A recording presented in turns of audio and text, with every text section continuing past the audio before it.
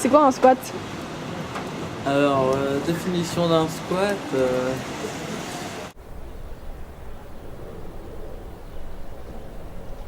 Oui, c'est quand les choses n'ont pas d'abri, ils vont dans une maison qui est abandonnée par exemple. On sait qu'il y a qui comme genre de gens qui fréquentent ces lieux? Des clochards. Ah oula, des pas une chien.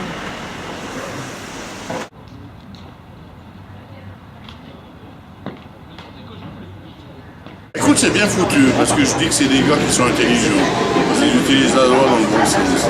Voilà. Après, je parle les pauvres proprios. Ouais, c'est ça. C'est des abrutis. Ils ont l'air cool. Ils ont l'air drôles, ouais. Pourquoi ils ont l'air drôles? Je sais pas, ils ont la joie de vivre. Ouais, ils ont la joie de vivre.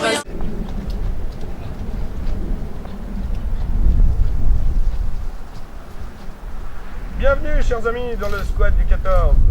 Venez seulement. Venez, venez. Entrez seulement.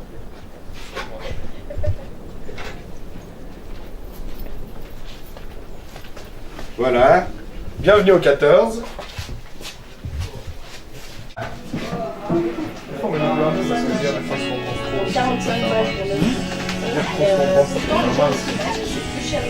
Fairman, ça peut faire du bien. Les squats, il y a ceux que j'ai connus il y a longtemps à Genève, puisqu'il y avait un nombre important de squats à Genève qui étaient des foyers de culture.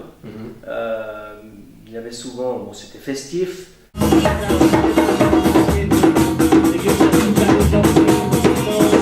Et souvent, il y avait beaucoup de musique, de la fumette, je dirais certaines libertés dans tous les genres, dans tout style.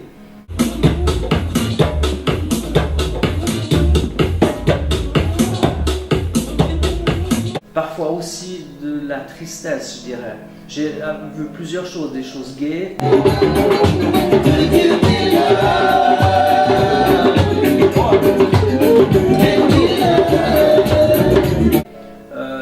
Des choses généreuses. Foundation, one love.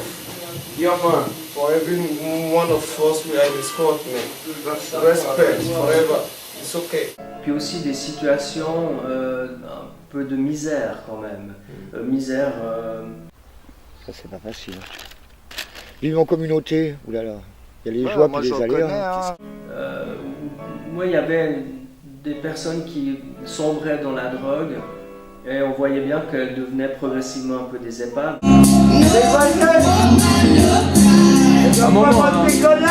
J'ai un beauté plus vieux que lui, moi. Une fois, il y avait des endroits où il y avait une vie chaleureuse, avec de l'amitié, de la solidarité, de la complicité entre les gens. C'était une vraie ouverture.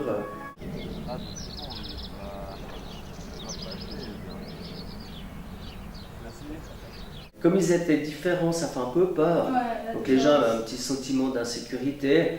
Donc on a eu des remarques et on a fait comprendre à ces locataires un peu particuliers qu'il fallait qu'ils fassent aussi un effort pour s'intégrer dans le quartier. Alors notre rapport avec le voisinage, il est plutôt bon.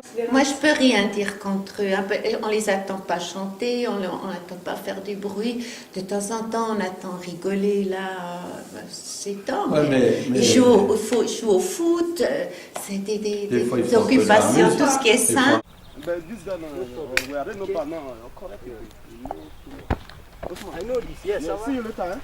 Eux, ils ont peut-être pas toujours du boulot, puis ils essayent de s'aider mutuellement. Je trouve que c'est quand même une bonne, un bon fond. Je crois que je vais crever. I think that the sun is life. 7 balles le paquet.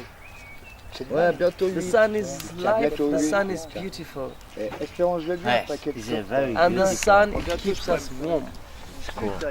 So what do we need more? Nothing else. If we have the sun, it's okay. Je peux faire une mini clope, s'il te plaît. Vas-y, je vois que Je peux pas dire s'ils travaillent ou ils travaillent pas, je les connais pas. On ne sait pas.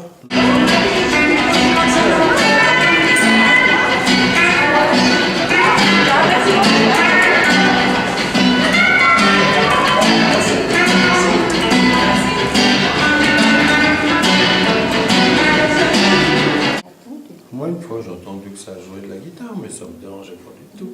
On veut une fois faire une fête au 14, tu serais d'accord de nous faire un petit concert? Ouais. Sérieux? Ouais. Si on le dit?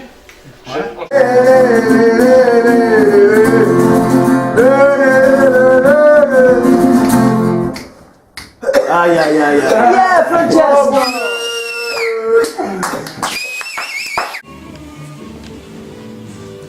Ouais, bah, en fait, ce que j'aimais le plus au 14, c'est qu'on nous accepte comme on est. On peut être nous-mêmes, puis ça c'est appréciable, quoi. En plus, on s'était bien. Peut-être que je suis con, mais je suis pas non plus. Ah, mais tu sais, on a jamais dit que t'étais con, alors jamais. Alors, ça, c'est pour te dire, hein, parce qu'il y en a là-dedans. À Nyon, nous cultivons activement le développement durable, y compris des milieux de marginaux. Ici, nous avons au 14 un projet social très intéressant. Alors, bienvenue dans le magasin gratuit du 14 à Nyon, où vous pouvez trouver de la nourriture issue des excédents des supermarchés. J'attends quelque chose. Beaucoup de gens, après le but c'est vraiment que cet été aussi les gens ils merde, tu vois, faut pas qu'ils commencent à croire que c'est chez eux et puis qu'ils c'est l'hôtel, c'est porte ouverte gratos. Ici les projets ils avancent, puis les monstres vont traîner comme ça c'est la poubelle. Tout ce truc d'urgence où justement les gens ils viennent et puis tu sais toi t'es là, ils t'expliquent leur situation et du coup ces monstres touchants, je sais pas comment me dire, tu sais, il y a gars qui dit non moi je dors dehors, t'as pour me laisser dormir dehors, marathon, la maison elle avance pas du coup.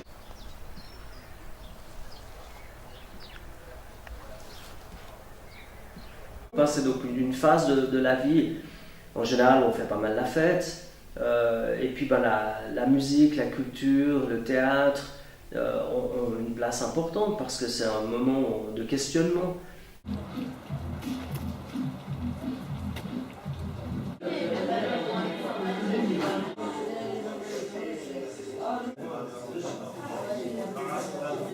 À chaque génération, on assiste à un mouvement alternatif. Il peut avoir des noms différents.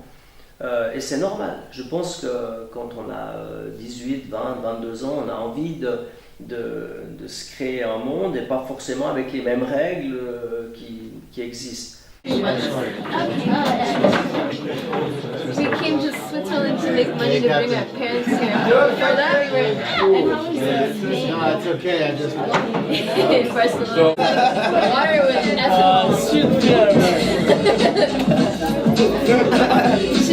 But in San Francisco, it's like the cute 70s. It's like all brown. Hey, François. Dans le monde de la culture, d'être en rupture ou à contre-temps, la contre-culture a de tout temps été quelque chose qui était important. La meilleure coéquipier, ça va déjà un peu plus dangereux pour toi. Ah ouais, t'as pas vu tous les... J'ai rien vu. Ah ouais. Je pense qu'il y a un phénomène normal de vouloir être un peu différent, de vouloir réinventer un peu son monde, d'avoir un mode de vie, des musiques, une façon d'être avec les gens et de vivre qui est différente de celle de ses parents. C'est plutôt sain, c'est plutôt bon.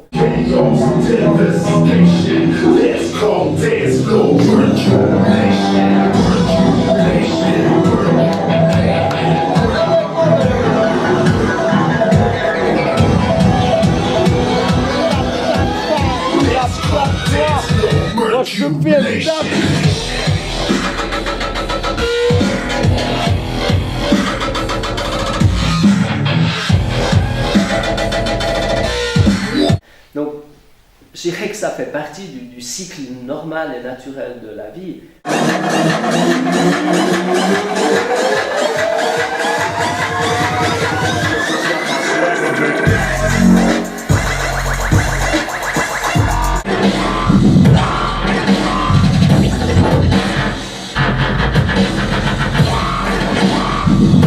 Une forme de contre-culture a fait évoluer la culture. Et c'est ce qui démarque les générations.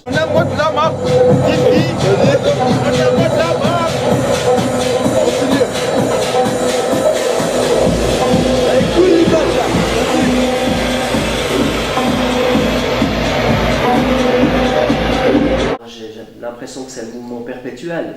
On a une phase de remise en question, et elle est saine. Cette phase, elle est souvent très propice à la créativité.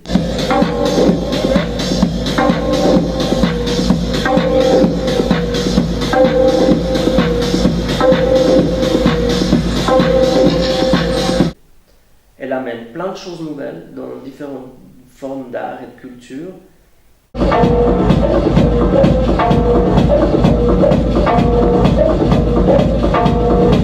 Et puis, souvent après, la société, l'économie récupère ce mouvement.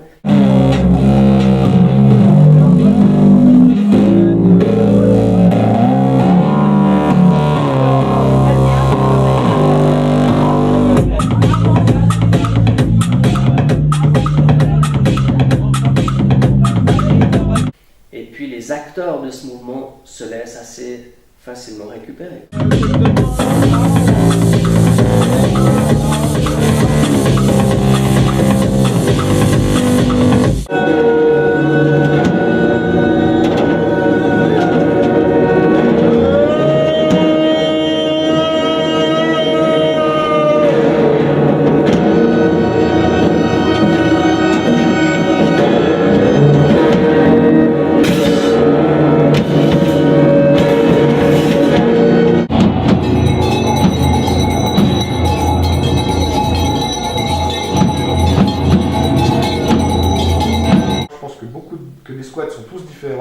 D'une certaine manière, on a essayé de se démarquer de projets, on va dire, plus radicaux.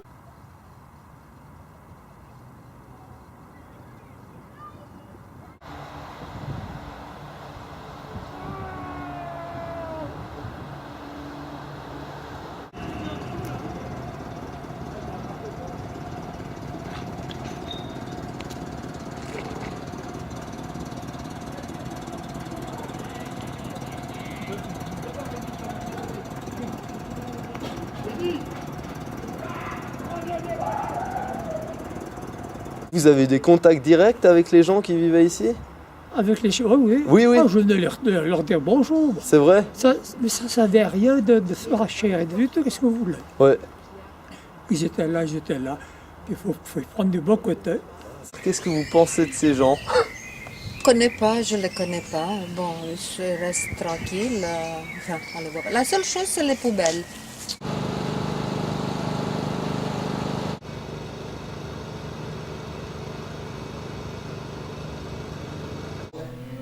Je dirais que certains squats ont quand même dégénéré. Il avait les panneaux de l'électricité. Et après, il est arrivé la société de l'Electra qui n'était pas content, qui nous était branché à l'électricité illégalement et il a coupé tout. Mais en fait, ici, il n'y avait pas l'électricité de la maison, il y avait l'électricité seulement de les caravanes, tu vois.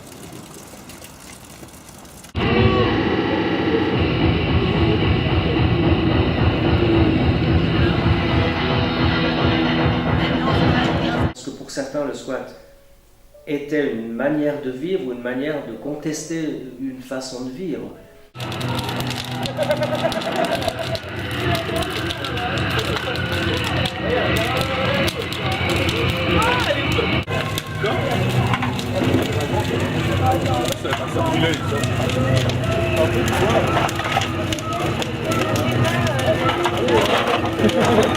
Et si des gens sont indignés par rapport à un fonctionnement économique qui fait qu'on a toujours plus de jeunes qui sont au chômage et sans travail et des gens qui gagnent, des riches qui sont toujours plus riches, je veux dire, c'est quand même assez logique que des gens soient fâchés.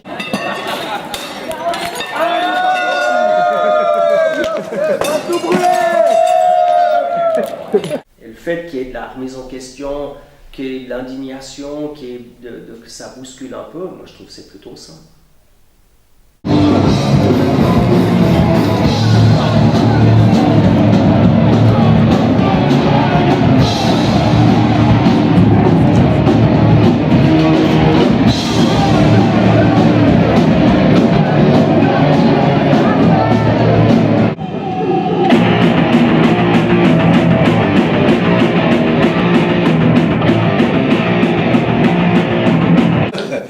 c'était pas la musique qui dérangeait en 68, c'est que les gens en avaient marre du système.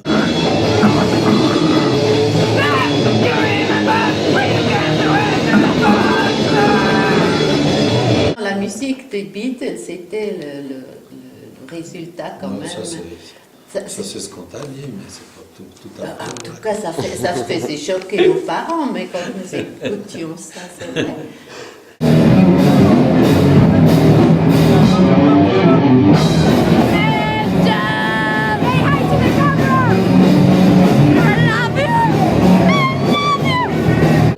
Je ne voudrais pas que mes enfants vivent comme ça.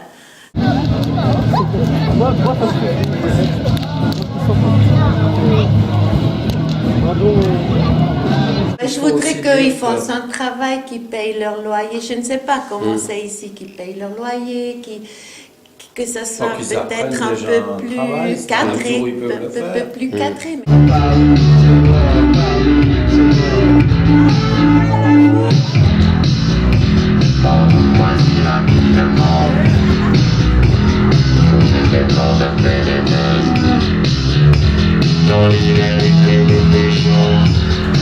On pensait qu'on devrait être un peu plus courageux et aller vers eux. Ouais. Ouais, mais bon.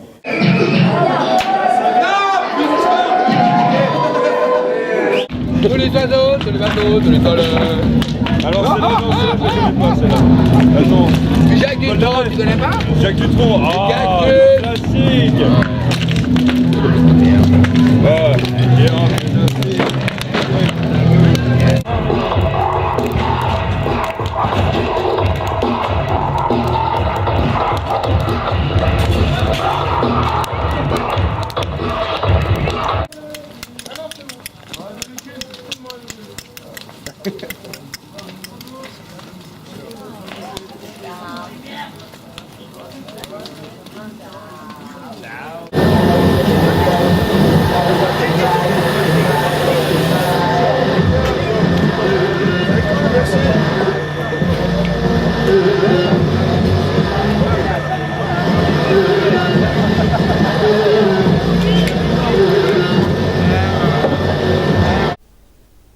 On a peu de rapport avec la police.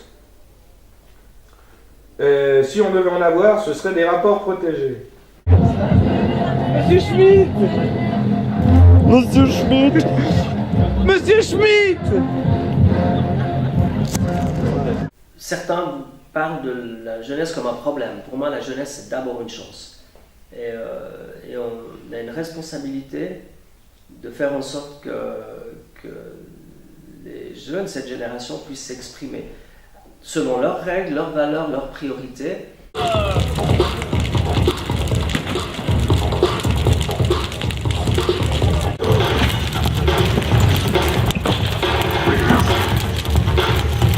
Et c'est ça qui va influencer l'avenir, c'est eux qui vont dessiner l'avenir.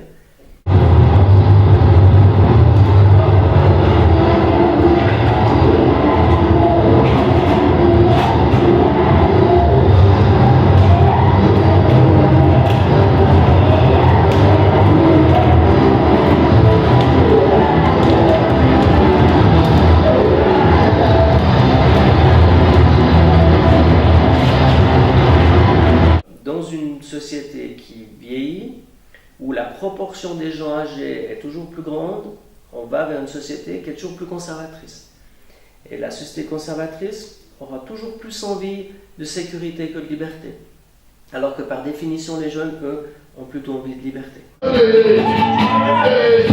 la démocratie. Plus on a voté, plus on se barre. Dans l'isoloir, je te pipi. Notre urinoir, c'est la mairie. Moi, j'ai un peu l'impression que les jeunes aujourd'hui souhaitent davantage de sécurité, quitte à perdre un petit peu de leur liberté.